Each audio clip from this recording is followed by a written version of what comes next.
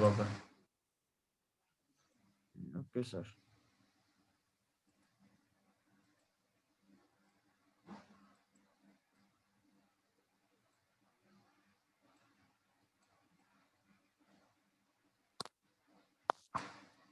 हामीले basic financial स्टेटमेन्टमा income statement हैन PL account भने त्यो इन्कम स्टेटमेन्ट भयो पिएल एकाउन्ट रिटेन अर्निङहरू अनि ब्यालेन्स सिट र क्याश फ्लोहरू पनि प्रिपेयर गर्नुपर्छ है यो क्याश फ्लोको मेन अब्जेक्टिभ भने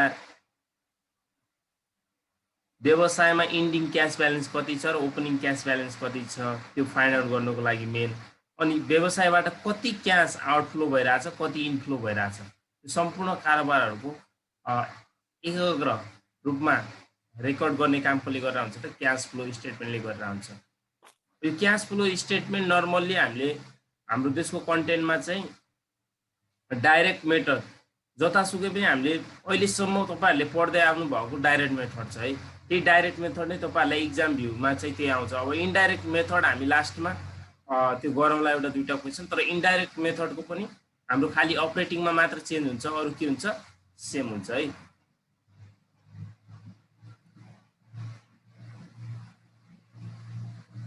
यसको वेट भनेको तपाईहरुको कम्तीमा 10 मार्क्स बढीमा 15 मार्क्स सम्म आउँछ है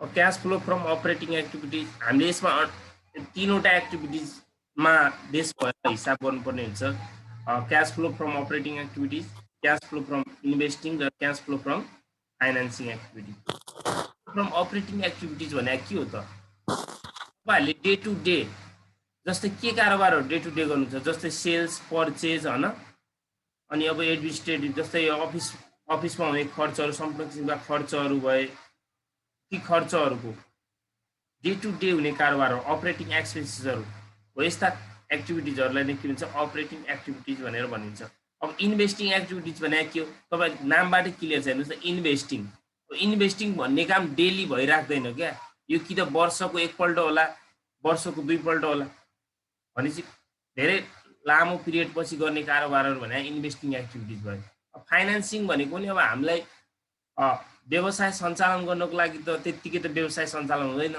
क्यापिटलको आवश्यकता पर्छ अब क्यापिटल कसरी ल्याउने त शेयरबाट ल्याउने कि लोनबाट विभिन्न किसिमका जस्तै शेयरहरु बोन्डहरु इस्यु गर्छ कम्पनीले शेयर इस्यु गरे बापत शेयर क्यापिटल आउँछ शेयरबाट फन्ड आउँछ इक्विटी शेयर गर्छ प्रिफरेन्स शेयरहरु गर्ला हैन प्रिमियममा गरेपछि प्लस हुने भयो डिस्काउन्टमा प्राय हुँदैन शेयर इस्यु है अहिलेसम्म तपाईहरु केसमा जति पनि शेयर इस्यु भएको छ नर्मल्ली पार भ्यालु प्लस प्रिमियममा हुन्छ अनि तपाईहरुले त्यसै अनुसार अब क्यापिटल रेज गर्नको लागि बैंक लोनहरु हैन डिबेन्चरहरु इस्यु गर्न सक्छ कम्पनीले मोर्टगेज लोनहरु हो त्यस्ता लोनहरुबाट पनि ल्याएर क्यापिटल रेज गर्छ हो यस्तो एक्टिभिटीजहरु चाहिँ फाइनान्सिङ एक्टिभिटीज भयो है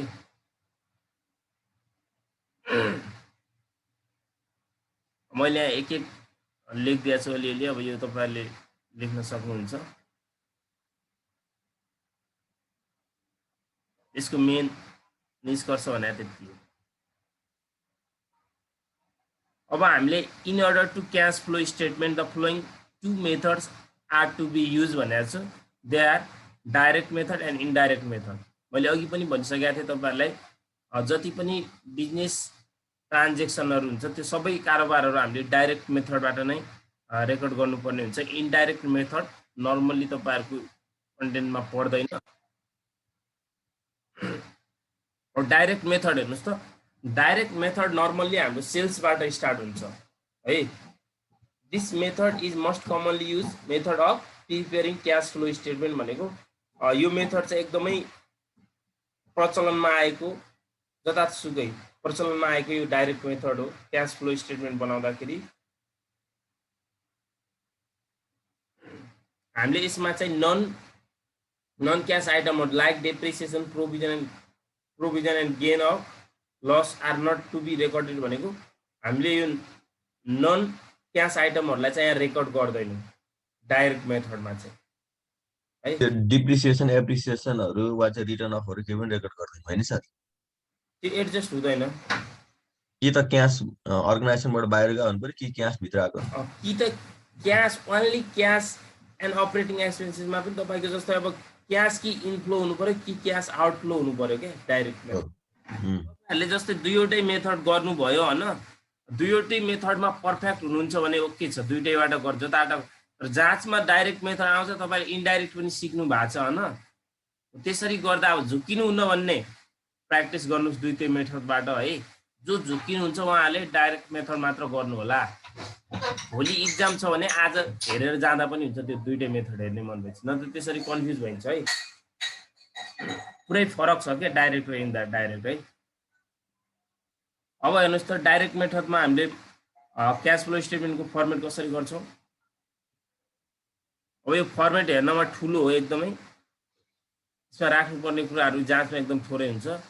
यो cash flow from operating activities, यसमा पनि हाम्रो सुरुमा छ cash collection from customers. Cash collection from कस्टमरमा नेट सेल्स भने मैले, नेट सेल्स भने सेल्स माइनस सेल्स रिटर्न सुरुमा है। अनि decrease in account receivable, debtors, bills receivable, book debt, यो सबैको नाम एउटै हो। कुनै पनि करेन्ट एसेट्सहरू डिक्रिज हुनु भनेको हामी नर्मल्ली त्यसलाई सेल्स मान्छौँ। सेल्स भने के हो त, क्यास इनफ्लो हो, त्यही भएर त्यो के भयो त प्लस भयो। अनि इन्क्रिज भनेको पर्चेज सरह, पर्चेज गर्दाखेरि पैसा के हुन्छ त बाहिर जान्छ अर्गनाइजेसनबाट, त्यही भएर त्यो के भयो त माइनस भयो। अब increase in provision for doubtful debt, कहिलेकाहीँ प्रोभिजन फर डाउटफुल डेट हामीलाई ब्यालेन्स सिटको लाइबिलिटी साइडमा दिएको छ भने प्लसमा दिएको हुनसक्छ, अनि एसेट साइडमा दिएको छ भने त्यो माइनसमा दिएको हुन्छ। त्यो भनेको हाम्रो करेन्ट लाइबिलिटिज हो। अनि करेन्ट लाइबिलिटिज इन्क्रिज हुनु भने प्लस, डिक्रिज हुनु भने के हो त माइनस हो। अनि डिस्काउन्ट अलाउड, कसैले प्रोभिजन फर डाउटफुल डेट भनेको के हो। जस्तै हाम्रो अर्गनाइजेसन्सबाट हामीले उधारमा सेल्सहरू त गरे हुन्छ नि त होइन, सेल्स गरे हुन्छ कि हुँदैन, कहिलेकाहीँ त्यो पैसा नउठ्न सक्छ, त्यति बेला हामीलाई के हुन्छ ब्याड डेट हुन्छ कि हुँदैन हो। त्यो ब्याड हुन्छ भन्नको लागि सुरुमा नै प्रोभिजन गरिएको एउटा खडा गरिएको कोष हो क्या प्रोभिजन भनेको, व्यवस्था गरिएको। त्यही भएर त्यो हाम्रो के भयो करेन्ट लाइबिलिटिज भयो। करेन्ट लाइबिलिटिज इन्क्रिज हुनु भने प्लस, डिक्रिज हुनु भने के हो माइनस हो। अनि डिस्काउन्ट अलाउड मैले किन त्यहाँ राखेँ, सेल्स भनेको हाम्रो के हो त, हामीले सेल्स भनेको सेल्स हामीले गर्ने कुरा, सेल्स गर्दाखेरि हाम्रो गुड्स के हुन्छ जान्छ, क्यास आउँछ, त्यही भएर डिस्काउन्ट अलाउड भयो क्या। डिस्काउन्ट अलाउडलाई यहीँ राख्यौँ भने डिस्काउन्ट अलाउड भने हाम्रो एक्सपेन्सेस हो। यदि डिस्काउन्ट रिसिभ छ भने चाहिँ हामीले क्यास पेड टु सप्लायरमा राख्छौँ, सप्लायरमा नराखेर तल अदर रिसिभमा राख्दा पनि हुन्छ डिस्काउन्ट रिसिभलाई, केही समस्या हुँदैन है। अनि बीमा के छ त हाम्रो cash paid to supplier. Cash paid to सप्लायरमा हेर्नुहोस् त सुरुमा छ cost of goods sold. Cost of goods sold भने के हो, सेल्स माइनस ग्रस। सर यो कस्ट अफ गुड्स सोल्डको विषयमा अलिकति ब्रिफ गरिदिनु सर, यो अलिकति म के घटाउनु पनि के जोड्नु पनि, यो कसरी हुन्छ। कस्ट अफ गुड्स सोल्ड भनेको हाम्रो बिक्रीयोग्य वस्तुको लागत भयो। यो भनेको जहिले पनि opening plus carriage plus freight plus purchase plus all purchase related expenses minus closing stock हो मेन भनेको यसको फर्मुला। र हामीले यहाँ यतिसम्म गर्नु पर्दैन, डाइरेक्ट हामीलाई सिओजिएसको भ्यालु दिएको हुन्छ त्यही भ्यालु राखिदिने। अनि कतिपय झुकिनुहुन्छ भनेपछि त्यहाँ क्यालकुलेसन गरेको हेर्न सक्नुहुन्छ तपाईँहरू। सर केसरमा चाहिँ कुनै केसरमा चाहिँ नदिएको पनि हुन सक्छ नि त सर, यो कस्ट अफ गुड्स सोल्ड चाहिँ नदिएको हुन सक्छ हो। यो कुन केसमा दिएको हुँदैन भनेपछि तपाईँहरूलाई यो मिक्स क्वेसन आउँछ नि जुन। हजुर सर। मिक्स क्वेसन भनेको इन्कम स्टेटमेन्ट बनाउने, ब्यालेन्स सिट बनाउने र क्यास फ्लो स्टेटमेन्ट सोध्छ 15 मार्क्स हो, 5 गरेर 15 मार्क्स भयो होइन सर। हो त्यसमा चाहिँ निकाल्नु पर्ने हुन्छ। त्यसमा कसरी निकाल्ने भने त्यसमा फेरि क्लोजिङ स्टक र पर्चेज मात्र हुन्छ। यदि तपाईँले स्टकलाई त्यहाँनिर राख्नुहुन्छ भने चाहिँ पर्चेजबाट क्लोजिङ स्टक मात्र घटाउने, किनकि त्यहाँ ओपनिङ स्टक 0 हुन्छ, purchase plus minus closing stock गर्ने, अरू हुँदैन। सर यो इन्कम स्टेटमेन्ट त हामीले यो पर्पेचुअल इन्भेन्ट्री सिस्टमहरुमा पनि बनाउनु पर्छ हैन, पर्पेचुअल पिरियोडिक इन्भेन्ट्री सिस्टम। हजुर यो इन्कम स्टेटमेन्ट हैन, यस्तै सिमिलर नै हैन त्यो पनि इन्कम स्टेटमेन्ट। इन्कम स्टेटमेन्टमा निकाल्ने त्यही हो क्या, तपाईले मसँग मेरो क्लास जसले लिनु भएको छ COGS त हामीले कहाँ पनि निकालिसकेका थियौँ भन्नुस् त च्याप्टर कतिमा निकालिसकेका थियौँ हामीले च्याप्टर 5 लेख्छ मा नि होला सर यहाँ अलि 5 मा कति भयो त तपाईले लिनु कसैले लिनु भएको थिएन होला मैले त्यहाँ पनि यो सिकाइसकेको छु कस्ट अफ गुड्स सोल्ड निकाल्ने त्यही हो कस्ट अफ गुड्स सोल्ड निकाल्ने formula shortcut sales minus gross profit हो अनि त्यसमा हामीले मेन हो opening plus purchase carriage freight custom duty minus closing closing stock गर्ने है त अनि अब हेर्नुस् त सप्लायरबाट भनेको अब हामीले सप्लायर भनेको बाट हामीले पर्चेज गर्ने पर्चेज गर्दाखेरि एकाउन्ट्स पेबल बिल्स पेबलहरु क्रेडिटर्सहरु इन्क्रिज भइराछ भने चाहिँ प्लस डिक्रिज भइराछ माइनस फेरि स्टकको केसमा आयो इन्क्रिज इन स्टक स्टक भने हाम्रो करेन्ट एसेट्स हो इन्क्रिज हुने बित्तिकै माइनस भयो स्टकलाई इन्भेन्ट्री पनि भन्ला त्यही कुरा इन्डिङ इन्भेन्ट्री एउटै हो डिक्रिज इन स्टक भने चाहिँ के भयो त प्लस यहाँ माइनस माइनस भयो जस्तो लाग्यो है मलाई अझै डिक्रिज इन स्टक प्लसै छ हैन सर यो तुलना गरेर लेख्ने हो भने सर डिक्रिज इन्क्रिज भनेर क्वेशनमा दिया हुन्छ हैन हजुर हजुर कम्पेरिजन गर्ने त्यसरी निकाल्ने इयर 1 मानौ इयर 1 लाई हामी लास्ट इयर अथवा प्रिभियस इयर भन्छ इयर 2 भनेको करेन्ट इयर अथवा कमिङ इयर पनि भने आउन सक्छ जस्तै इयर 1 मा 1 लाख छ इन्भेन्ट्रीको भ्यालु र इयर 2 मा गएर कति भइदियो 80,000 भयो भने चाहिँ डिक्रिज हुन्छ डिक्रिज दुईटै केस एउटै क्वेशनमा हुँदैन एउटै भेरिएबल दुईटा हुन्छ त ल भन्नुस् त कि इन्क्रिज होला कि डिक्रिज होला नि त अहिले यहाँ फर्मेटमा पो धेरै देखियो त यो इन्क्रिज डिक्रिज राख्यो हामीले तर एउटै कुरा जस्तै एकाउन्ट्स पेबल इन्क्रिज पनि हुने एकाउन्ट्स पेबल डिक्रिज पनि हुने हुन्छ एउटै क्वेशनमा भन्नुस् त हुँदैन सर हुँदैन नि हो त्यही हो कहिलेकाहीँ हामीलाई इयर पछाडि जिगज्याग गरेर दिएको हुन सक्छ यताको उता उताको यता दिएको हुन सक्छ तपाईले जहिले पनि हेर्दाखेरि करेन्ट इयर सरी लास्ट इयरबाट करेन्ट इयर हेर्नु होला कहिलेकाहीँ 2015 मानौ यो डिटेल्स छ यो यस्ता 2015 दिएको होला यता 2014 दिएको हुन्छ भनेपछि अब हामीले हेर्दाखेरि 2014 बाट 2015 हेर्नुपर्छ क्या यताबाट यता गएर है त पछि बुझाइहाल्छु मैले म्याक्सिमम केसमा इयर 1 इयर 2 दिँदो रहेछ त्यस्तो इयर 1 इयर 2 त्यसरी सधैँ नभनेर कहिलेकाहीँ लास्ट इयर करेन्ट इयर पनि भन्छ त्यो अब सिचुएसन अनुसार सर सर एकचोटि यो फेरि क्लियर गरिदिनु न कुन जस्तो समग्रमा कुन एक्सपेन्सेसहरु इन्क्रिज हुँदा के हुने डिक्रिज हुँदा के हुने खासमा कस्तो हो सर यो all expenses are minus all एक्सपेन्सेसलाई चाहिँ सिधै एक्सपेन्सेस भन्ने बित्तिकै क्याश के हुन्छ आउटफ्लो हुन्छ इन्कम स्टेटमेन्टमा दिएका जति पनि अपरेटिङ खर्चहरु हुन्छ नि ती सबै एक्सपेन्सेसहरुलाई माइनसमा राख्दिनुस् त्यो इन्क्रिज डिक्रिज हुँदैन एक्सपेन्सेस है ओके सर बुझ्नुभयो जनकजी ओके सर अनि सी नम्बरमा हेर्नुस् त cash paid to employee and other operating expenses cash paid to employees भनेपछि इम्प्लोइलाई के पे गर्छ स्यालेरी वेज हैन जति पनि कुराहरु हुन्छ नि स्यालेरी वेजहरु अब पेन्सनहरु त्यससँग बोनस अनि अब यो भाडामा लिएको हुन सक्छ त्यो बिजनेस गर्दाखेरि अर्गनाइजेसन रेन्ट भयो हैन यसमा एक्सक्लुडिङ डेप्रिसिएसन एन्ड इन्ट्रेस्ट भनेको छु नि मैले यसमा डेप्रिसिएसन र इन्ट्रेस्ट समावेश नगर्नु होला insurance office expenses increase outstanding अब आउटस्ट्यान्डिङ भने त हाम्रो करेन्ट लायबिलिटिज हो फेरि यहाँनिर खर्चलाई इन्क्रिज हुन्न भन्नुभएको थियो या इन्क्रिज भन्नुभयो सरले भन्नु होला आउटस्ट्यान्डिङ भने हाम्रो करेन्ट लायबिलिटिज हो नि त्यही भएर प्लस भयो डिक्रिज भने माइनस क्याश बाहिर जानु पर्थ्यो गएन त्यो पनि इन्फ्लो नै हो भनेर मान्यौ हैन यो क्याश जानु पर्थ्यो तर गएन आउटस्ट्यान्डिङ एक्सपेन्सेस भने पनि नर्मल्ली हाम्रो खर्च जस्तै मान्छ नि त हामीले मान्छौँ कि तिर्न बाँकी हैन सर तिर्न बाँकी खर्च बाँकी खर्च भनेको हाम्रो रिलेटेड हामीले इन्कम स्टेटमेन्ट बनाउँदाखेरि रिलेटेड एक्सपेन्सेसमा एड गर्छौँ कि गर्दैनौँ त्यही कुरा हामी फेरि ब्यालेन्स सिटको करेन्ट लायबिलिटीमा पनि राख्छौँ सर आउटस्ट्यान्डिङ एक्सपेन्समा माइनस हुन्छ हैन आउटस्ट्यान्डिङ एक्सपेन्सेस भनेको क्याश बाहिर जानु पर्थ्यो क्याश तिर्या भएदेखि क्याश बाहिर गएन क्याश चाहिँ आउटस्ट्यान्डिङ भने त जान बाँकी हो नि त्यही त जानु पर्थ्यो नि त जानु पर्थ्यो गएन त्यही भएर क्याश चाहिँ संस्थामै छ अर्गनाइजेसनमा छ त्यही भएर इन्क्रिजमै मानेर के रे प्लसमै यदि डिक्रिज भन्यो डिक्रिज भन्ने बित्तिकै त पैसा तिर्या हो तपाईले अर्गनाइजेसनबाट क्याश आउटफ्लो भयो त्यही भएर माइनस भयो। ए हजुर हुन्छ। अनि प्रिपेयर्डको के कुरामा पनि त्यही हो, prepared expenses related prepared expenses increase हुनु भने के हो त करेन्ट एसेट हो नि त, त्यो इन्क्रिज हुनु भने माइनस, डिक्रिज हुनु भने प्लस। यो सबै गरेर प्लस माइनस यता राख्नुहोस्। अनि यो इन्ट्रेस्ट एन्ड ट्याक्स पेडलाई कसैले अलग अलग राखिदिन्छ, मैले एउटैमा राखिदिएँ। तपाईँले अलग अलग हेडिङमा राख्दा पनि केही हुँदैन, एउटैमा राख्दा नि समस्या हो। इन्ट्रेस्ट एन्ड ट्याक्स पेडमा हेर्नुहोस् त, इन्ट्रेस्ट पेड भन्यो, ट्याक्स पेड खर्च हो, त्यही भएर डाइरेक्ट माइनस राखेँ मैले। अब फेरि यही केसमा हेर्नुहोस् त, interest increase in outstanding interest and tax, अब मैले एउटै टपिकमा मिलाएर दुईटै राखिदिएको छु।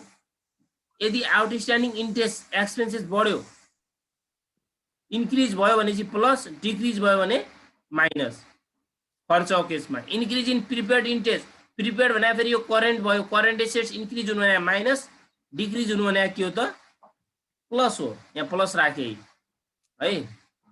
अनि यो सबै गरेर यता राख्नुहोस्, प्लस माइनस जे आउँछ त्यहाँ राख्नुहोस्। अनि लास्टमा मैले अदर रिसिभमा अथवा अदर रिसिभ इन्कममा discount receive, interest on investment, dividend receive and all other receive भनेको छु। यो तपाईँले जसले यो डिस्काउन्ट रिसिभलाई यहाँ माथि राखिहाल्नु हो नि, यहाँ cash paid to supplier, main भनेको यही राख्दा पनि बेटर हुन्छ। यहाँ जसले राख्नु भएको छैन त्यसले यता तल ल्याएर राख्नु होला। अनि यो प्लस भयो, यो सबै जोडेर हाम्रो के आयो त net cash flow from operating activities आयो। सर यो decrease in prepaid insurance prepaid interest छ नि, हजुर प्रिपेड इन्ट्रेस्ट भनेको त सम्पत्ति भएन त, प्रिपेड तिर्नु पर्ने थियो सम्पत्ति। प्रिपेड भने सम्पत्ति हो, डिक्रिज भने प्लस। यो यहाँ यति मात्रै बुझ्नु पर्यो कि क्यास बाहिर गएको छ भने माइनस, भित्र आएको छ भने प्लस। सम्पत्ति वा चाहिँ होइन, क्यास भित्र आएको छ भने चाहिँ प्लस, बाहिर गएको छ भने माइनस है। जस्तै डिक्रिज इन प्रिपेड इन्ट्रेस्ट भन्यो होइन, यो अब प्लस भयो कि माइनस भयो त? डिक्रिज पहिला प्रिपेयर्ड इन्ट्रेस्ट भने के हो त करेन्ट एसेट्स करेन्ट लायबिलिटीज हो।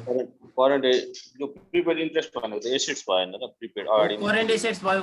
करेन्ट एसेट्स इन्क्रिज हुनु भने माइनस, डिक्रिज हुनु भने प्लस। के भयो प्लस गर्ने। कसैलाई एदेखि ईसम्मको टपिकमा केही कन्फ्युजन भयो सोध्नुहोस् है। कसैलाई के कन्फ्युजन? सर यो डिस्काउन्ट अलाउ भने अब के हुन्थ्यो यहाँनिर? अलाउड भनेको भए हजुर सर, सुरुमै राख्थ्यौँ हामी क्यास कलेक्सन फ्रम कस्टमर भन्ने टपिकमा आउँछ। किनकि डिस्काउन्ट अलाउड भने त सेल्स गर्दाखेरि दिने कुरा हो नि त। यस सर, भनेर यस सर।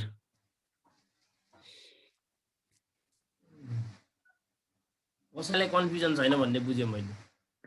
Okay sir. र डी नम्बरमा के हो त हाम्रो cash flow from investing activities. अब यहाँ पर्चेज सेल्स एमा आउने भनेको याफ आइएन मात्र आउँछ भनेर बुझ्नु होला। याफ आइएन, याफ भनेको फिक्स एसेट्स, आई भने इन्भेस्टमेन्ट, आइएन हुने इन्भेस्टमेन्ट। फिक्स एसेट्स र इन्भेस्टमेन्ट मात्र आउँछ यो केसमा। एमा पर्चेज अफ फिक्स एसेट्स छ भने पर्चेज गरे पैसा गयो, सेल्स गरे पैसा आयो। इन्क्रिज एडिसनल इन्भेस्टमेन्ट, यसलाई इन्क्रिज भन्दा नि एडिसनल इन्भेस्टमेन्ट अथवा पर्चेज अफ इन्भेस्टमेन्ट भनेर कति भयो त प्लस, सरी यो माइनस भयो, पैसा गयो। फेरि सेल गरेको छ भने चाहिँ सेल अफ इन्भेस्टमेन्ट अथवा डिक्रिज इन इन्भेस्टमेन्ट। मैले तपाईँले मेन भने सेल अफ लेख्नु होला है त, सेल अफ इन्भेस्टमेन्ट। बुझ्नको लागि मैले डिक्रिज भनेर पनि लेखिदिएको छु, तपाईँले फर्मेटमा राख्दाखेरि चाहिँ सेल अफ इन्भेस्टमेन्ट भन्नु होला। यो सबै कुराहरू net cash flow from investing activities. एमा कसैले नेट क्यास प्लस यो माइनसमा आएको छ भने चाहिँ युज भन्छ होइन, युज त्यो भन्दा अब त्यसरी झुक्किनुहुन्छ भने direct net cash flow from इन्भेस्टिङमा त लेख्दा भइहाल्छ।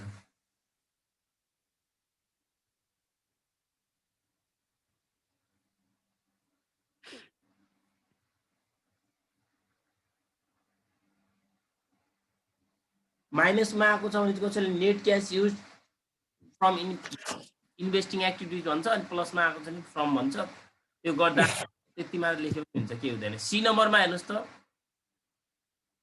यो पर्चेज अफ इन्भेस्टमेन्ट र सेल अफ इन्भेस्टमेन्ट जहिले निकाल्नुपर्छ है वर्किङ नोटमा। कसरी निकाल्ने अहिले म भन्छु। अनि क्यास फ्लो फ्रम फाइनेन्सिङ एक्टिभिटिजमा इन्क्रिज भने इसी हो, इन्क्रिज भने के हो अरे इसी हो। मैले इन्क्रिज पनि लेखेको छु, इस्यु पनि लेखेको छु। तपाईँले जाँचमा लेख्दाखेरि इस्यु अफ सेयर क्यापिटल भनेर लेख्नु होला। अनि सेयर प्रिमियम पनि इन्क्रिज भएको छ भने चाहिँ issue of share premium. Share premium त डिक्रिजिङ पनि हुन सक्छ नि त, हुँदैन? डिक्रिज भने त डिस्काउन्टमा दिएको। अहिलेसम्म जति पनि कन्टेन्ट छ सेयर कहिले पनि डिस्काउन्टमा इस्यु भएको छैन है। हुनसक्छ भएको छ भने डिस्काउन्ट अनि इस्यु अफ सेयर भनेर लेखिदिने, तल माइनस हुन्छ त्यति बेला। डिक्रिज भनेर लेख्दा हुन्छ? तपाईँ जति पनि क्वेसन छ अहिलेसम्म दिएको ट्युमा, अहिलेसम्म त्यो ट्युमा भन्दा नि रिलेटेड कम्पनीहरूमा कसैले पनि डिस्काउन्टमा इस्यु गरे छैन क्या कम्पनी है। सेयर डिस्काउन्टमा हुँदैन, प्राय हुँदैन, भएपछि माइनस भयो, केही हुँदैन है। Okay sir. अनि प्रिफरेन्स सेयर इस्यु भएको छ भने चाहिँ प्लस भयो। यही कुराहरू फेरि डिक्रिज भएको छ। डिक्रिजलाई हामी रिडेम्सन भन्छौँ अथवा रिपेमेन्ट अफ डेभिन्चर %% डेभिन्चर। पैसा तिर्दाखेरि त पैसा गयो नि त, त्यही भएर माइनस भयो। अनि डिक्रिज अथवा डिभिजन, त्यसपछि इन्क्रिज इस्यु अफ डिभिन्चर अथवा ब्याङ्क लोन भने मैले यो भने के हो त, अब इस्यु गर्यो, पैसा ल्यायो, प्लस भयो। यो सबैलाई जोडेर के आयो त हाम्रो, सरी है अर्को पनि छ राख्नु, डिभिडेन्ड पेड पनि आउँछ एउटा। डिभिडेन्ड पेड यो गरेर माइनस भयो, सबै गरेर हाम्रो net cash flow from financing activities आयो। प्लस आएको छ नि प्लस, माइनसमा छ माइनसमा राख्नु। यो सबै तीनवटालाई जोडेर ए प्लस बी प्लस सीलाई जोडेर हाम्रो net change in cash and cash equivalent balance आउँछ हाम्रो। प्लसमा आएको छ प्लसमा राख्नुहोस्, माइनसमा छ भने माइनसमा राख्नुहोस्। यसमा एड के गर्नु पर्यो, हामीलाई क्वेसन इयर 1 मा दिएको अथवा लास्ट इयरमा दिएको opening beginning cash bank balance, cash at bank balance राख्नुहोस् क्वेसनमा दिएको, त्यो जोडेर हाम्रो इन्डिङ अथवा closing cash at bank balance यो चाहिँ हामीलाई गिभन हुन्छ क्वेसनमा।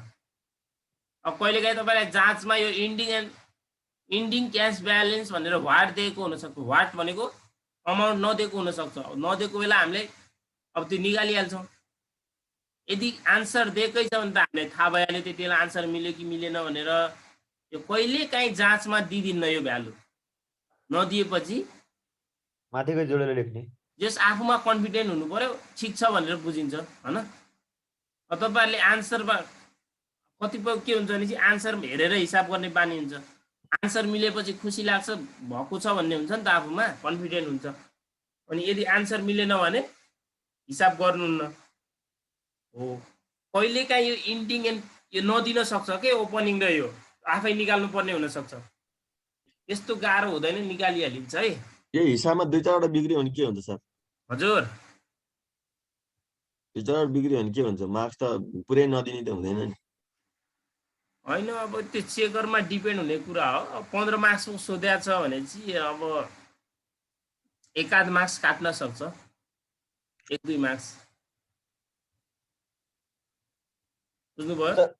उत्तर के अरे जो उत्तर आउँछ त्यो गलत भयो भने चाहिँ धेरै प्रभाव पार्छ कि त्यसले अलिअलि प्रभाव के पार्छ? कस्तो यस्तो एमा प्रभाव पार्दैन। जस्तै कुनै कुनै केसमा कस्तो हुन्छ भने चाहिँ तपाईँको स्टेप 1 मा यदि स्टेप 1 अनुसार नै सबै कुराहरू क्यालकुलेसन गर्नुपर्ने छ भने सबै आन्सरलाई प्रभाव पार्ने हो, त्यहाँ मिस्टेक हुन्छ। तर एमा चाहिँ त्यति इफेक्ट गर्दैन है। Okay sir. जस्तै अब तपाईँहरूले अब नयाँ कोर्स हुनुहुन्छ भने चाहिँ सेकेन्ड इयरमा फाइनेन्स पढ्नुहुन्छ। फाइनेन्समा आन्सर मिल्यो पुरै मार्क्स, मिलेन भने चाहिँ मार्क्स आउँदैन। सबै च्याप्टर छैन फेरि त्यस्तो है, कुनै कुनैमा। अब तपाईँहरूको पहिला थर्ड इयरमा थियो, अब तपाईँहरूको सायद सेकेन्ड इयरमा हुन्छ होला नयाँ कोर्सवाला फाइनेन्स। यस्तो हुन्छ क्या, सबैको हुँदैन, सबै बुकमा हुँदैन फेरि त्यस्तो। ल अब मैले यहाँ नोट लेखेको छु, फेरि समरी गरेँ। अपरेटिङ एक्टिभिटिजमा करेन्ट एसेट्स करेन्ट लाइबिलिटिजहरू आउँछ भनेर भनेको छु कि sales, account receivable, bills receivable, debtors, book डेप्ट आउँछ भनेको छु। यो ए नम्बरमा हामीले क्यास कलेक्सन फ्रम कस्टमर भन्ने टपिकमा होइन। त्यसपछि क्यास पेड टु सप्लायरमा COGS, cost of goods sold, accounts payable, bills payable, creditors, stock, inventory हो, यो आउँछ भनेको छु मैले। अनि फेरि सीमा हाम्रो cash paid to employees and other operating एक्सपेन्सेसमा अपरेटिङ एक्सपेन्सेसहरू आउटस्ट्यान्डिङ र प्रिपेड, तर डेप्रिसिएसन राख्नु हुँदैन भनेको छु। अनि इन्ट्रेस्ट एन्ड ट्याक्स पेडको टपिकमा हेर्नुहोस् त, इन्ट्रेस्ट र ट्याक्सकै प्रिपेयर्ड र आउटस्ट्यान्डिङ पनि छ भने क्वेसनमा एडजस्ट गरेर राख्नुपर्छ। अनि अल अदर रिसिभमा interest on investment discount receive, कसैले यो डिस्काउन्ट रिसिभलाई सिओजिएसमै राखेको छ भने माथि तल राख्नु पर्दैन अदर रिसिभमा है। अनि डिभिडेन्ड रिसिभ एन्ड अदर रिसिभहरू राख्ने मैले समराइज गरेको है। अनि बी नम्बरमा इन्भेस्टिङ एक्टिभिटीमा याफे र इन्भेस्टमेन्ट आइटम भनेको फिक्स एसेट्स र इन्भेस्टमेन्ट आइटम राख्नुपर्छ। सर्टकटमा याफे सम्झिनु होला, याफे आइएन। अनि सीमा फाइनान्सिङ एक्टिभिटीमा debenture, bond, bank loan, DDC भनेर सम्झिनु होला सर्टकटमा, डिडिसी। डी भन्दा सर फाइनान्सिङ एक्टिभिटी लाई चाहिँ हामी कहाँ राख्छौँ हजुर डिडिसी मात्र हैन सर, फाइनान्सिङमा डिडिसी मात्रै, अरु के आउँदैन सर यसमा? अरु के आउँदैन। डी मा के पर्छ हेर्नु न, अब त्यहाँ डेभेन्चर, बोन्ड, ब्याङ्क लोनहरु।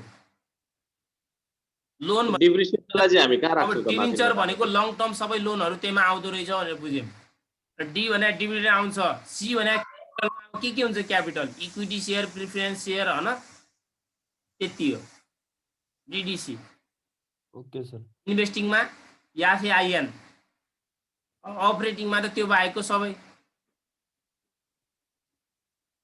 ल समराइज भयो यो। अनि effect on cash, assets increase भइराछ भने चाहिँ हामी के मान्छौँ अरे त्यसलाई? पर्चेज हो। पर्चेज भने क्याश आउटफ्लो हुन्छ कि इनफ्लो हुन्छ? क्याश के भयो? आउटफ्लो। आउटफ्लो भयो। क्याश आउटफ्लो हुनु भने हाम्रो अर्गनाइजेसनबाट पैसा जानु, माइनस। एसेट्स डिक्रिज हुनु भने सेल्स गरेको, सेल्स गर्दाखेरि पैसा के हुन्छ? इनफ्लो मा इनफ्लो हुन्छ, प्लस भयो। यसकै अपोजिट हो लायबिलिटीज र क्यापिटलको कुरामा। लायबिलिटीज र क्यापिटल इन्क्रिज छ, इनफ्लो प्लस भयो, डिक्रिज भइरहेको छ भने चाहिँ आउटफ्लो भयो। जस्ट अपोजिट, एसेट्सको अपोजिट लायबिलिटी एन्ड क्यापिटल हो है त। अनि यदि प्रोभिजन फर ट्याक्सलाई ब्यालेन्स सिटको भित्र, अब यहाँनिर प्रोभिजन ट्याक्स कसरी निकाल्ने भन्ने हुन्छ, ट्याक्स पेड निकाल्नुपर्छ हामीले। माथि त हामीले डाइरेक्ट ट्याक्स पेड राख्यौँ, वर्किङ नोटमा ट्याक्स पेड निकाल्नु पर्यो कि परेन? अब हेर्नुहोस्, यदि प्रोभिजन फर ट्याक्सलाई ब्यालेन्स सिटको भित्र र इन्कम स्टेटमेन्टमा दिएको छ भने, ब्यालेन्स सिटको भित्र भन्नाले ब्यालेन्स सिटको हामीलाई करेन्ट लायबिलिटी साइडमा दिएको हुन्छ, लायबिलिटीज एन्ड क्यापिटल साइडमा हामीलाई प्रोभिजन फर ट्याक्स भनेर दिएको होला, इयर 1 इयर 2 भनेर दिएको हुन्छ। त्यसरी दिएको छ र अनि इन्कम स्टेटमेन्टमा दिएको छ भने चाहिँ ट्याक्स पेड निकाल्नु पर्छ। ट्याक्स पेड कसरी निकाल्ने? इयर 1 भनेको लास्ट इयर, अथवा त्यो कुनमा दिएको हुन्छ अरे ब्यालेन्स सिटमा दिएको हुन्छ, प्लस प्रोभिजन फर ट्याक्सेसन भनेको इन्कम स्टेटमेन्टमा दिएको, माइनस इयर 2 भनेको करेन्ट इयर जुन चाहिँ ब्यालेन्स सिटमा दिएको हुन्छ। बुझ्नुभयो? इयर 1 मा प्रोभिजन फर ट्याक्सेसन इन्कम स्टेटमेन्टको जोड्ने र ब्यालेन्स सिटको इयर 2 भनेको इन्डिङ इयरको घटाइदिएपछि हाम्रो के आउँछ? ट्याक्स पेड आउँछ। अनि कहिलेकाहीँ तपाईहरुले यो गर्नुपर्ने भने 15 मार्क्सको क्वेशनमा दिएको टाइपको क्वेशनमा मात्र हामीले ट्याक्स पेड निकाल्नु पर्छ। जुन तपाईहरुलाई मिक्स क्वेशन आउँछ नि, त्यो क्वेशनमा हामीलाई tax paid, dividend paid already दिएको हुन्छ। क्वेशनमा दिएको छ भने मात्र निकाल्नु पर्दैन, त्यस्तो टाइपको क्वेशनमा है, यहाँ चाहिँ निकाल्नु पर्छ। अनि कहिलेकाहीँ एडिसनल इन्फर्मेसनमा दिएको हुन सक्छ ट्याक्स पेड भनेर, त्यही राख्दिनुस्, त्यो झनै सजिलो भइहाल्यो। अनि हेर्नुस् त, यो बुझ्नुभयो ट्याक्स पेड निकालेको? बुझेन सर, फेरि भन्दिनु। ट्याक्स पेड निकाल्दाखेरि हामीलाई प्रोभिजन फर ट्याक्सेसन दिएको हुन्छ ब्यालेन्स सिटमा है, प्रोभिजन फर ट्याक्सेसन दिएको हुन्छ। अनि इयर 1 मा, इयर 1 भनेको लास्ट इयरको दिएको हुन्छ क्या हामीलाई, लास्ट इयरको प्रोभिजनमा इन्कम स्टेटमेन्टको प्रोभिजन फर ट्याक्सेसन जोड्ने र ब्यालेन्स सिटकै इयर 2 को प्रोभिजन फर ट्याक्सेसनलाई घटाइदिने, अनि हाम्रो ट्याक्स पेड आउँछ क्या। अब यो फर्मुला सम्झिनुस् न तपाईँ, फर्मुला हो यो। एक्जाममा लेख्दाखेरि यसरी लेख्नु पर्दैन, year 1 plus provision for taxation minus year 2 भनेर लेखिदिँदा हुन्छ डाइरेक्ट। अहिले मैले बुझाउनुको लागि यहाँ भित्र लास्ट इयर ब्यालेन्स सिटमा दिएको हुन्छ, अनि यहाँ इन्कम स्टेटमेन्टमा दिएको हुन्छ, यहाँ करेन्ट इयरको ब्यालेन्स सिटमा दिएको हुन्छ, यसरी लेखिरहेको छु, यसरी पढ्दैन। प्रोभिजन फर ट्याक्सेसन भनेको चाहिँ के हो? करेन्ट लाइबिलिटिज हो। कसैले यसलाई यसरी ननिकालेर प्रोभिजन फर ट्याक्सेसनलाई माथि इन्क्रिज भएर डिक्रिज भएको केसमा पनि राख्छ।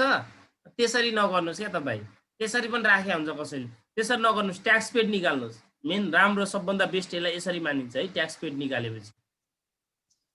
ओके, तर अहिले त अनि एडभान्स ट्याक्स पनि कुरा आउँछ नि सर, यो चाहिँ के हो? Advance tax paid, advance tax, advance भनेको प्रिपेयर्ड जस्तै हो। एडभान्स इस्टिमेट गरेर पे गर्नुपर्ने अनि पछि एडजस्टमेन्ट गर्ने भन्ने हुँदो रहेछ नि त अहिले।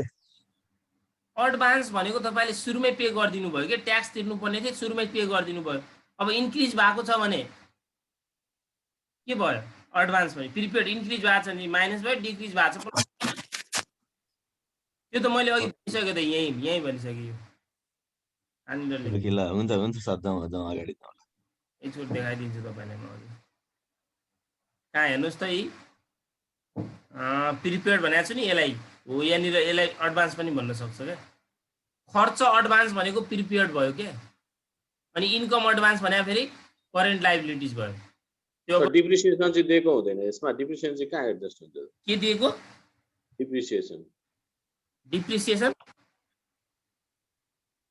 दिएको हुँदैन यो इन्कम स्टेटमेन्ट। डेप्रिसिएसन दिएको हुन्छ नि, डेप्रिसिएसन त दिएको हुन्छ। डिप्रिसिएसन हामीलाई इन्कम स्टेटमेन्टमा पनि दिएको हुन्छ, ब्यालेन्स सिटमा पनि दिएको हुन्छ। एकुमुलेट डेप्रिसिएसन कहाँ एडजस्ट हुन्छ त्यो? अब गर यी आउँछ, यी आइराछ भनेको यो के पर्चेजहरु निकाल्न हो सर?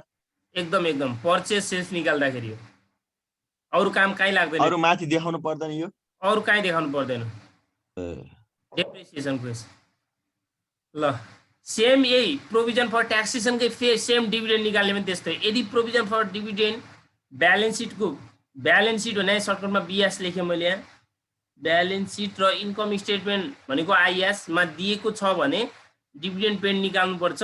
डिभिडेन्ड पेड निकाल्ने फर्मुला सेम यही भन्नाले इयर 1 को भनेको provision for dividend in year 1 balance सिटमा दिएको हुन्छ, plus provision for dividend income स्टेटमेन्टमा दिएको minus provision for dividend year 2। अब कहिलेकाहीँ सधैँ प्रोभिजन फर डिभिडेन्ड दिएको हुन्छ भन्न सकिन्छ त? सकिँदैन। अब प्रोभिजन फर डिभिडेन्ड दिएको छैन भने कसरी प्रोभिजन डिभिडेन्ड पेड निकाल्ने त? त्यति बेला अब हामीलाई कि प्रॉफिट एन्ड लस दिएको होला, कि जनरल रिजर्भ दिएको होला, कि पिएल अकाउन्ट हैन, प्रॉफिट एन्ड लस भनिहाले, जनरल रिजर्भ हो। यस्तो केसहरुबाट हामीले रिटेन अर्निङ हो, यहाँबाट हामीले डिभिडेन्ड पेड निकाल्नु पर्छ। त्यो पनि सेम फर्मुला हो। अब retained earning year 1 plus net income minus retained earning year 2 लेखिदिया होला मैले, जस्तो लाग्यो रहेन।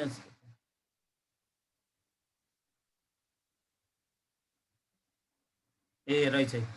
यदि प्रोभिजन फर डिभिडेन्ड गिभन छैन भने डिभिडेन्ड फाइन्ड गर्दा रिटेन अर्निङ भनेको RE, profit and loss, general reserve, JR सरप्लसबाट जुन दिएको छ त्यसबाट डिभिडेन्ड पेड निकाल्नुपर्छ भनेको यो मध्ये एउटा दिएको हुन सक्छ। यो सबै क्वेशनमा गिभन हुँदैन कि रिटेन अर्निङ होला, कि जनरल रिजर्भ होला, कि प्रॉफिट एन्ड लस होला, हैन, एउटा होला। अनि कहिलेकाहीँ रिटेन अर्निङ पनि दिएको छ अनि तपाईको प्रोभिजन फर डिभिडेन्ड पनि दिएको छ भनेपछि फेरि यहीबाट जानुपर्छ नि, प्रोभिजन फर डिभिडेन्डबाटै जाने। प्रोभिजन फर डिभिडेन्ड छैन भने मात्र हामीले सेकेन्ड अप्सनमा जाने भनेको यहाँबाट है त। यो पनि सेम हो। इयर 1 को भ्यालु भनेको सेम, जस्तै यहाँनिर provision for retained earning in year 1 balance सिटको राख्ने, प्लस अनि यहाँनिर नेट इन्कम हाम्रो इन्कम स्टेटमेन्टमा दिएको हुन्छ नि, हो त्यो net income minus retained earning in year 2 balance सिटको गर्ने हाम्रो डिभिडेन्ड पेड आउँछ।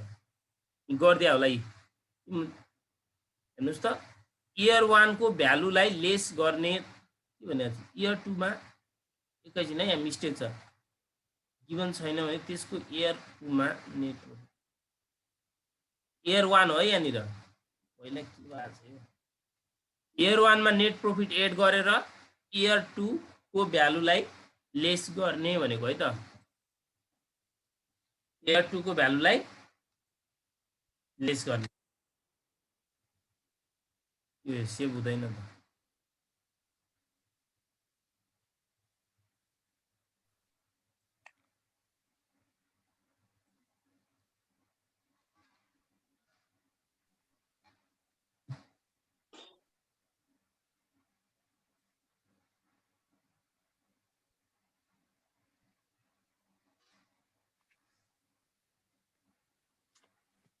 डिभिडेन्डको बुझ्नुभयो। अनि इन्कम स्टेटमेन्टमा के हो यो, इन्कम स्टेटमेन्टमा अथवा एडिसनल इन्फर्मेसनमा जुन एसेट्सको गेन अर लस हुन्छ नि, यहाँ हेर्नुहोस् त, इन्कम स्टेटमेन्टमा अथवा एडिसनल इन्फर्मेसनमा जुन एसेट्सको गेन अर लस गिभन हुन्छ त्यसको हामीले एकाउन्ट बनाएर पर्चेज र सेल्स भ्यालु निकाल्नुपर्छ। एकाउन्ट्स बनाएर भनेको त्यसको इन्डिभिजुअल एकाउन्ट बनाउनु पर्छ। जस्तै फिक्स एसेट्स भने मैले डाइरेक्ट यहाँनिर कहिलेकाहीँ त्यसलाई प्लान्ट एन्ड मेसिनरी भने होला, फर्निचर होला, जुनसुकै होस्, हामीले फिक्स एसेट्सको के बनाउनु पर्छ, एकाउन्ट बनाउनु पर्छ। अब हेर्नुहोस् त, एकाउन्ट्स बनाउँदाखेरि सधैँ यही गर्नु होला है, एकाउन्ट बनाउने काम गर्नु होला। सेल्स छ भने हामीले क्रेडिटमा राख्छौँ। तपाईँले यसलाई यदि सम्झिनु भयो भने एसपीडीजीएल भन्दा पनि भयो। सेल्स भनेको हाम्रो क्रेडिट हुन्छ, पर्चेज भनेको डेबिट हुन्छ, डेप्रिसिएसन भनेको क्रेडिट हुन्छ, अनि गेन प्रफिट भनेको डेबिट हुन्छ, लस भनेको क्रेडिट हुन्छ।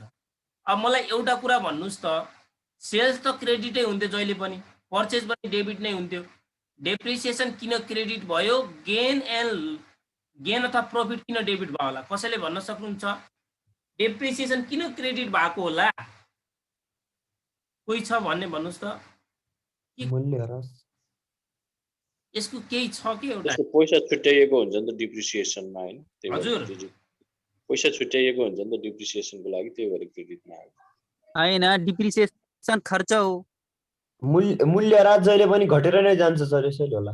खर्च त खर्च हो कि, खर्च त भयो, अनि पर्चेज पनि खर्च हो नि त, डेबिट भयो। तर डेप्रिसिएसनले के गर्छ भन्नुहोस् त, एसेट्सको भ्यालुलाई के गर्छ? त्यसले त्यही त बढाउँछ हैन? घटाउँछ हो, त्यही भएर त्यो क्रेडिट भएको। एसेट्स डेबिट हुन्छ भने चाहिँ डेप्रिसिएसन के हुने भयो त? क्रेडिट हुन्छ। हुने भयो। त्यही कुरा फेरि गेन एन्ड प्रफिटमा पनि हो। प्रफिट किन डेबिट भयो? किनकि त्यसले एसेट्सको भ्यालुलाई के गरे हो त? बढाएको। अनि लस किन क्रेडिट भयो त? घटाएको। यसरी स्मरण गर्नुभयो भने अनि इक्जाममा फर्मेट बनाउँदा तपाईँ बिर्सिनुहुन्न कहिले पनि। सेल्सलाई क्रेडिटमा राख्नुहुन्छ। अनि अब यो सेल्स भनेको हामीले निकाल्छौँ, पर्चेज भनेको जहिले पनि ब्यालेन्सिङ फिगरबाट आउँछ। यी हेर्नुहोस्, अब फिक्स एसेट बनाएको यो मैले माथि समराइज गरेको, तल हेर्नुहोस् त, यो डेबिट क्रेडिट भयो। ओपनिङ ब्यालेन्स भनेको इयर 1 को ब्यालेन्स हो। यसलाई हामीले टु ब्यालेन्स बिडी पनि भन्न सक्छौँ। टु ब्यालेन्स बिडी भन्दा पनि हुन्छ इयर 1 को ब्यालेन्सलाई। अनि जहिले पनि क्वेसनमा एकुमुलेटेड डेप्रिसिएसन दिएको छ भने चाहिँ इयर 1 बाटै इयर 1 को घटाउने, यता राख्ने। यहाँनिर बुझ्नु भयो होला भन्ने आशा गरेको छु मैले। इयर 1 बाटै इयर 1 को एकुमुलेटेड डेप्रिसिएसन घटाउने यहाँ राख्नु पर्यो।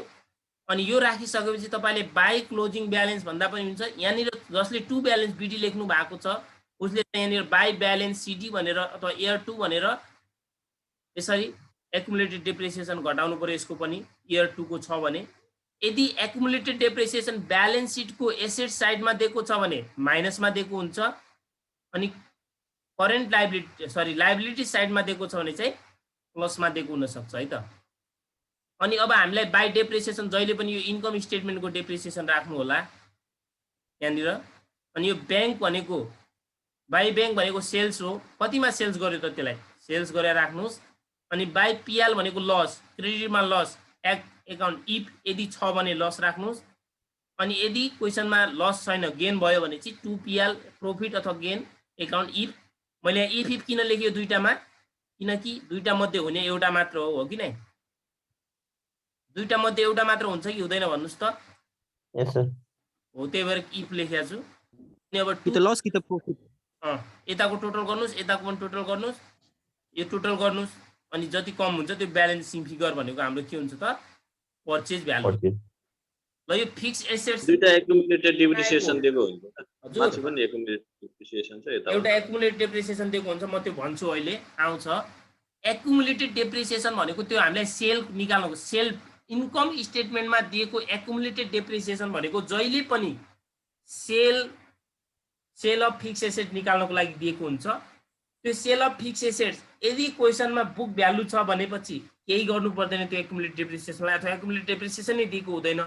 कस्ट दिएको छ भने चाहिँ त्यो एकुमुलेटेड डेप्रिसिएसन, कस्टबाट एकुमुलेटेड डेप्रिसिएसन घटाउने बुक भ्यालु आयो।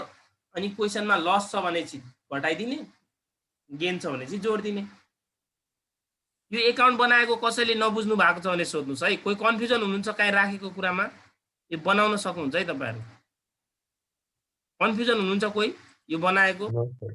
यो प्रॉफिट एन्ड लस गेन यो फिक्स एसेट्स को हो यो फिक्स एसेट्स एकाउन्ट हो। छैन।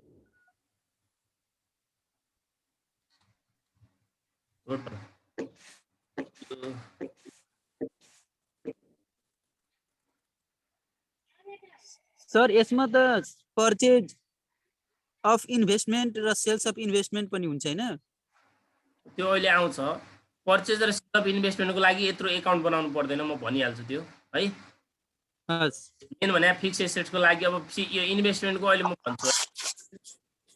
इन्भेस्टमेन्टको पनि त्यही हुन्छ क्या, सेम हुन्छ। इन्भेस्टमेन्टको ओपनिङ ब्यालेन्स यहाँ राख्ने, क्लोजिङ ब्यालेन्स यसरी राख्ने, अनि गेन छ भनेपछि डेबिटमा भयो, लस छ भनेपछि क्रेडिटमा भयो। जति ब्यालेन्स भयो त्यो के भयो त, अब क्रेडिट कम भयो भनेपछि क्रेडिटमा यदि कम भयो भनेपछि सेल गरेको हुन्छ, डेबिटमा कम भयो भनेपछि पर्चेज गरेको हुन्छ। सेम हुन्छ, यही हो फिक्स एसेट्सको जति पनि है। बुझ्नुभयो? इन्भेस्टमेन्टमा के हुँदैन त, डेप्रिसिएसन मात्र हुँदैन। यदि कुनै पनि एसेट्सको गेन र लस छैन भने डेप्रिसिएसन चाहिँ दिएको छ, गेन र लस चाहिँ दिएको छैन अरे है। गेन र लस चाहिँ छैन तर डेप्रिसिएसन दिएको छ भने चाहिँ त्यसको डाइरेक्ट कसरी पर्चेज गर्ने त हेर्नुस्। यो जस्तै प्लान्ट इयर 1 को 50,000 दियो, प्लान्ट इयर 2 को कति दियो 80,000 दियो, डेप्रिसिएसन अन प्लान्ट भनेर कति दियो हामीलाई 20,000 दियो। अब कति पर्चेज गर्यो भन्नको लागि इयर 2 मा डेप्रिसिएसनलाई जोड दिनुस्। इयर 2 भनेको कति छ, 80,000 छ कि छैन? त्यो 80,000 मा 20,000 डेप्रिसिएसन जोड्यो 1 लाख भयो। 1 लाखबाट 50,000 घटायो कति भयो त 50,000। अब 50,000 के भयो भन्नुस् त, पर्चेज अफ प्लान्ट पर्चेज गरेको रहेछ। बुझ्नुभयो? अनि सर त्यो 50,000 किन घटाएको प्लान्ट इयर 1 को? हजुर अनि त्यो 50,000 चाहिँ किन सब्ट्र्याक्ट गरे हो सर? अनि कति जस्तै मानौ तपाईसँग प्रिभियस इयर चाहिँ 50,000 को प्लान थियो हैन, करेन्ट इयर 80,000 को छ। नर्मल्ली कति बढ्यो त ब्यालेन्स? 30,000 ले बढ्यो कि बढेन? हजुर हजुर। तर डेप्रिसिएसन पनि त काटेको रहेछ नि त, डेप्रिसिएसन पनि काटेको। त्यही भएर त्यो डेप्रिसिएसन त्यहाँ जोडिन्छ के, 50,000 को अझै खरिद गरेको रहेछ भन्ने बुझिन्छ। कसैले मैले गर्दिन यसलाई पनि म माथि एकाउन्टमा राख्छु भन्न सक्छ कसैले। माथि एकाउन्टमा राख्छ भनेपछि राख्नुस्। कसरी राख्ने हो त? ओपनिङ ब्यालेन्स यहाँ राख्नुस्, क्लोजिङ ब्यालेन्स यहाँ, डेप्रिसिएसन कहाँ राख्ने हो त? क्रेडिटमै राख्ने हो। यो टोटल जोड्नुस्, यो पनि यता पक्कै पनि कम हुन्छ, अनि जति कम भयो त्यो पर्चेज भयो। त्यति सानोको लागि यत्रो एकाउन्ट बनाउनु टाइम वेस्ट भएन हाम्रो। त्यही भएर एउटा मात्र दिएको छ नि यसरी बनाउँदा भइहाल्यो क्या है। हुन्छ सर। यसमा प्रॉफिट एन्ड लस दिए छैन हैन? त्यही त भने त एसेट्सको गेन र लस चाहिँ छैन, तर के मात्र छ, डेप्रिसिएसन छ भने त्यही हो। अनि डेप्रिसिएसन पनि छैन भने त अब जति इन्क्रिज भयो त्यो नै के भइहाल्यो, पर्चेज भइहाल्यो है त। अनि 8 नम्बरमा हेर्नुस् त, मार्केटेबल सेक्युरिटीलाई हामीले इन्भेस्टिङ एक्टिभिटीमा राख्ने र बैंक ओभरड्राफ्ट र सर्ट टर्म लोन त्यसलाई चाहिँ फाइनान्सिङ एक्टिभिटीमा राख्नु पर्छ। मार्केटेबल सेक्युरिटीलाई के मान्छ? क्याश एन्ड क्याश इक्विभ्यालेन्ट मान्छ। के मान्छ अरे? क्याश एन्ड क्याश इक्विभ्यालेन्ट मान्छ है। अहिलेसम्म तपाईको क्वेसनमा मैले मार्केटेबल सेक्युरिटी देखिन। क्याश एन्ड क्याश इक्विभ्यालेन्ट मान्छ। यो अब यसमा चाहिँ कन्फ्लिक्ट छ। कसैले इन्भेस्टिङमा राखिदिन्छ, कसैले केमा राख्छ, यसलाई क्याश एन्ड क्याश इक्विभ्यालेन्ट मानेर हिसाब गर्छ है। भनेको त्यो एन्डिङ ब्यालेन्ससँग मिल्न आउँछ त्यसरी राख्छ। अनि बैंक ओभरड्राफ्ट र सर्ट टर्म लोनहरु दिएको छ भने चाहिँ फाइनान्सिङमा राख्छ। अनि डेबिन्चरको केसमा हेर्नुस् त, यदि डेबिन्चर प्रिमियममा छ भने एड गरेर राख्ने भनेको, डेबिन्चरमा प्रिमियममा तिर्नु भनेको बढी पैसा हो। जस्तै 50,000 ले तपाईको रिडिम्सन भइरहेको छ, प्रिमियममा तिरेको छ भने चाहिँ त्यो 5,000 हामीले जस्तै प्लस गर्नुपर्छ। अनि यदि डिस्काउन्टमा तिरिरहेको छ भने चाहिँ माइनस गरेर राख्नुपर्छ है, लेस गरेर राख्ने भनेको। त्यो भनेको कोलममा राख्ने कुरा हो यो। सर मार्केटेबल सेक्युरिटीजलाई इन्भेस्टिङमा राख्ने भन्नुभयो? इन्भेस्टिङ एक्टिभिटीजमा राख्ने। त्यो पछि हाम्रो आन्सर निकाल्दाखेरि क्याशमा एड गर्ने त्यो पर्दैन।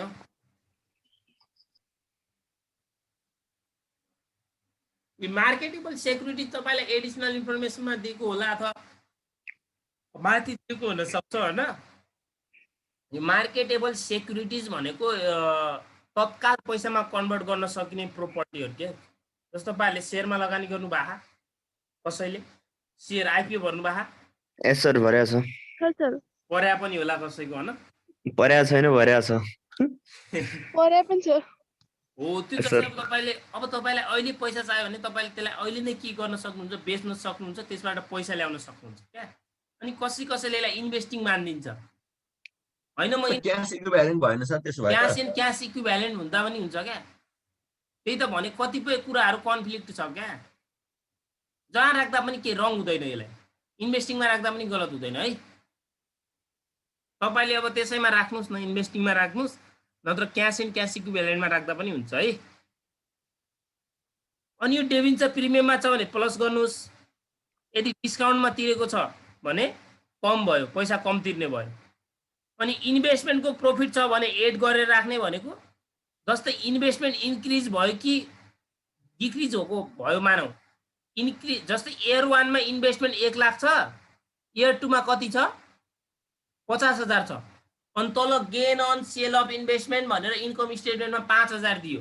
माथि त अलरेडी 50,000 ले डिक्रिज भएको छ। अनि तल 5,000 दियो भने चाहिँ 50,000 प्लस 5,000 55,000 मा सेल गरेको रहेछ भनेर बुझिन्छ कि नै भन्नुस् त। बुझिन्छ कि बुझिदैन? सेल अफ इन्भेस्टमेन्ट 55,000 राखेको बुझ्नु भयो कि भएन भन्नुस् त।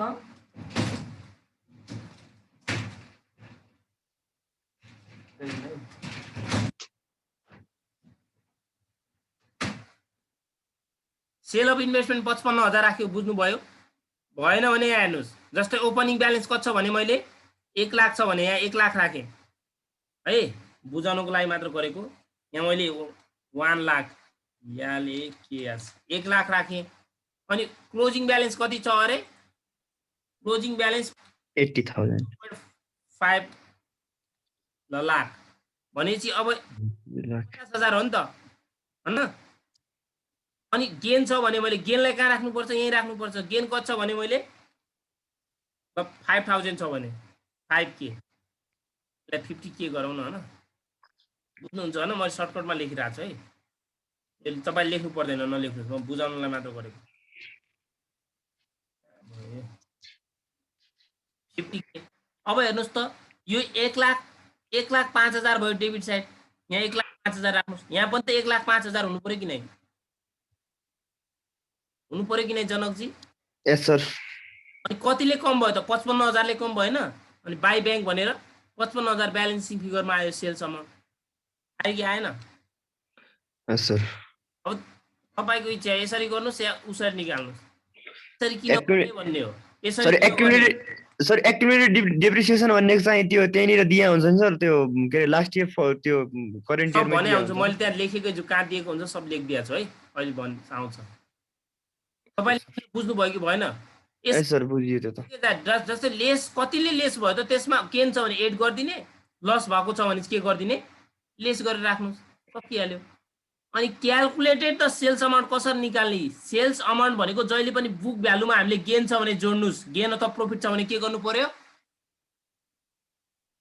के गर्नु पर्यो? गेन अथवा प्रॉफिट छ भने जोड्नु पर्यो। लस छ भने के गरिदिनु पर्यो? जोड्नु पर्यो।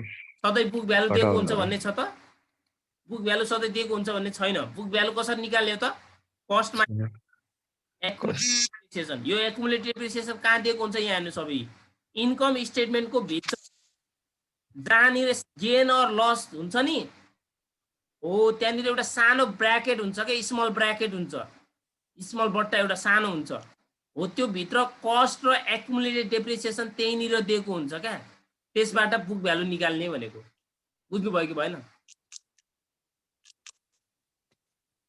त्यो बुझ्नु भयो कसरी निकाल्ने भनेर? भन्नुस् त। बुझेन सर।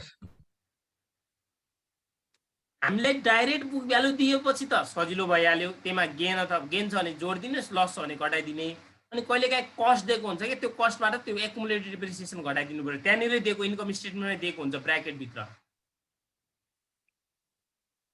कस्ट पनि अलगै दिया हुन्छ नि सर के नाम हुन्छ त्यसको अगाडि के हुन्छ के भन्नुभयो कस्ट कसरी दिया हुन्छ कस्ट अलगै छुट्याउनु पर्छ कि कस्तो हुन्छ सर ठ्याक्कै कस्ट पनि त्यहाँनिर दिएको हुन्छ कस्टिङ भनेर दिएको हुन्छ कस्ट अफ प्लान्ट मानव 20,000 भन्यो ए एक्युमुलेटेड डेप्रिसिएसन त्यहाँनिरै भन्छ ब्र्याकेटभित्र दिन्छ ₹5,000 भन्यो भने चाहिँ बुक भ्यालु कति आयो त 20 - 5 गर्दा 15,000 15 अनि तपाईलाई loss on sale of plant भनेर 2,000 दियो भनेपछि अब बुक कतिमा बेचे रहेछ त 15,000 बुक भ्यालु भएकोलाई 2,000 लसमा बेच्यो भनेपछि कतिमा बेच्यो त 13,000 मा बेच्यो हो 13,000 मा बेच्यो यदि त्यहाँनिर प्रोफिट सेल्स चाहिँ फिक्स एसेट्स को मात्रै सेल्स हो कि माथिको सेल्स हो अघि हजुर यो सेल्स चाहिँ फिक्स एसेट्स को त्यो यसको बेचेको मात्रै निकालेको हामीले बेचेको मात्र त हो नि सेल्स यो सेल्स अफ फिक्स एसेट्स हो के तपाईँ फेरि माथिको सेल्स सम्झ्नु सेल अफ फिक्स एसेट्स हो सेल्स अफ त्यही चाहिँ यो त सेल्स अफ फिक्स एसेट्स हो सेल्स अफ फिक्स एसेट्स अब फिक्स एसेट्स के छ त्यही राख्नुहोस् फिक्स एसेट्सको नाम सेल अफ फिक्स एसेट हो यो सेल्स भ्यालु भनेको क्याल्कुलेट दि सेल्स अमाउन्ट त्यो पर्चेज अफ प्लान्टको पर्चेज अन प्लान्टमा छ नि माथि इयर 1 कोमा डिप्रिसिएसन जोडेर इयर 2 कोमा डिप्रिसिएसन जोडेर इयर 1 आयो हैन सर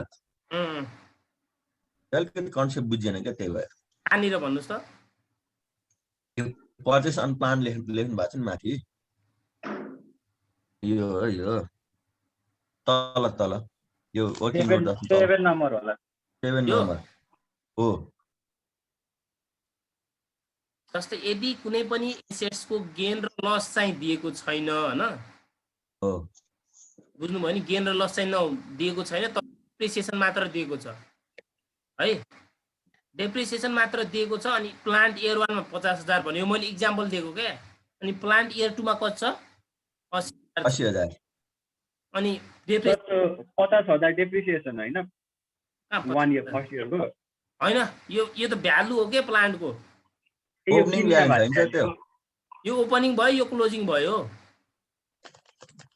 कसैले यसलाई एकाउन्ट बनाउँदा पनि हुन्छ कि मैले एकाउन्ट चाहिँ नबनाएर मिल्ने भन्ने हैन एकाउन्ट बनाउँदा तपाईको टाइम लस हुन्छ भनेर मैले यसको यति मात्र दिएको मैले बुझ्न मात्र खोजेको purchase on plant year 2 plus depreciation minus year 1 गर्यो भने चाहिँ भनेको इयर 2 मा इयर 2 भनेको अहिलेको प्रेजेन्ट इयर हैन present year current year present इयरमा डिप्रिसिएसन जोड्यो डिप्रिसिएसन भनेको कि कुन इयरको डिप्रिसिएसन एक्युमुलेटेड डिप्रिसिएसन हो यो डेप्रिसिएसन भनेको जहिले पनि at the end of the year हुन्छ वर्षको लास्टमा एक्युमुलेटेड हैन यसरी यो इन्कम स्टेटमेन्टमा दिएको हुन्छ पोखेरै दिएको हुन्छ प्लान्टको भन्छ कि केको भन्छ कहिले पनि हामीलाई इन्कम अनि सर यो इयर 1 मा 50,000 छ इयर 2 मा 80,000 कसरी भयो सर भ्याल्यु प्लान्टको भ्यालु इन्क्रिज भयो त इन्क्रिज हुन पाउँदैन भ्यालु ए इन्क्रिज चाहिँ भयो ए त्यही त सर कसरी भयो भन्नको लागि पर्चेज भयो रहेछ त पर्चेज भएको रहेछ त्यही भएर इन्क्रिज भएको रहेछ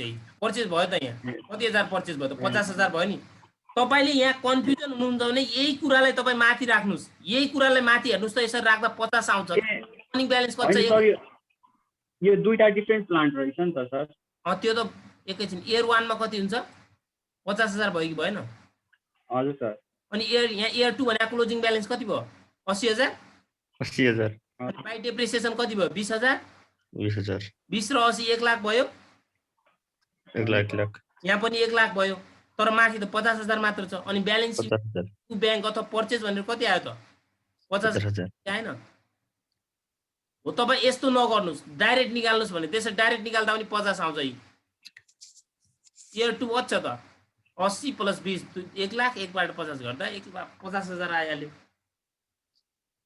सर्ट ट्रिक दिएको के मैले तपाईलाई फर्मुला है